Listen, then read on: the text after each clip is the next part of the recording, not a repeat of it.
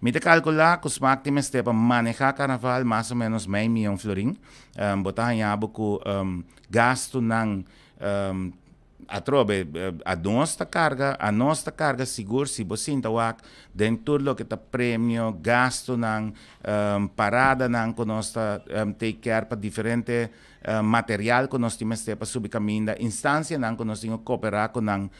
para por subir caminho junto com nós também bota papel de mais ou menos 6-7 mil florim que bota hinka back den carnaval. Dus essa aqui nós temos ele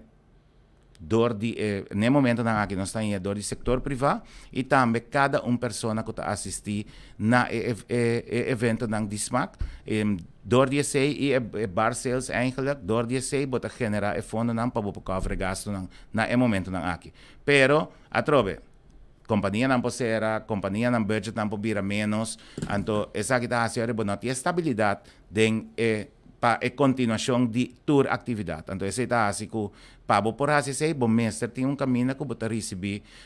mais ou menos meio milhão florim para organizar completo. Você nunca apresentou plan, por exemplo, na Urban Authority de Coronel? Bisao verdade não. Nós sim, o que nós está entregar sim, qual nós temos que entregar para nós por hanha, é requisito de nosso contrato com ATA, tá forecast de nos gasto que nós está premirar com o que está tem para a hanha. E esse sim nós está entregar, pero verdade não entregar projeto plan, pero de caso aqui ayer ministro-presidente / ministro de Cultura